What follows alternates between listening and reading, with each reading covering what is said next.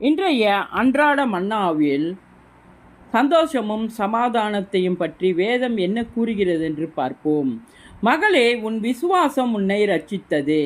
சமாதானத்தோடே போய் உன் வேதனை நீங்கி சுகமாயிரு. மார்க்கு 5வது அதிகாரம் 34வது வசனம், லூக்கா 8வது அதிகாரம் 48வது வசனம். உன் விசுவாசம் உன்னை ரட்சித்தது, சமாதானத்தோடே போ.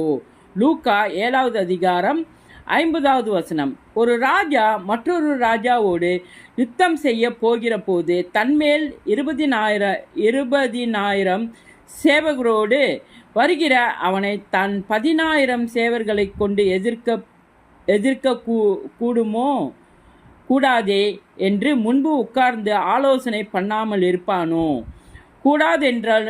கூடாதென்று கண்டால் மற்றவன் இன்னும் தூரத்தில் இருக்கும்போதே தானாதிபதிகளை அனுப்பி சமாதானத்துக்கானவைகளை கேட்டுக்கொள்வானே. லூக்கா 14வது அதிகாரம் 31வது வசனம், 32வது வசனம். உப்பு நல்லதுதான். உப்பு சாரமற்று போனால் அதற்கு எதனாலே சாரம் உண்டாக்குவீர்கள்? உங்களுக்குள்ளே உப்பு உடையவர்களாய் இருங்கள், ஒருவரோடு ஒருவர் சமாதானம் உள்ளவர்களாயும் இருங்கள். மார்க்கு 9வது அதிகாரம் 30வது வசனம். உனக்கு கிடைத்த இந்த நாளிலாகிலும் உன் சமாதானத்துக்கேற்றவைகளை நீ அறிந்திருந்தாயானால் நலமாயிருக்கும்.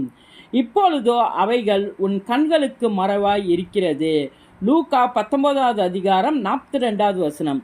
சமாதானத்தை உங்களுக்கு வைத்து போகிறேன், என்னுடைய சமாதானத்தையே உங்களுக்கு கொடுக்கிறேன். உலகம் கொடுக்கிற பிரகாரம் நான் உங்களுக்கு கொடுக்கிறதில்லை. உங்கள் இருதயம் கலங்காமலும் பயப்படாமலும் இருப்பதாக. யோவான் 14வது அதிகாரம் 27வது வசனம். இயேசுவின் நாமத்தில் இது பகுதி 3.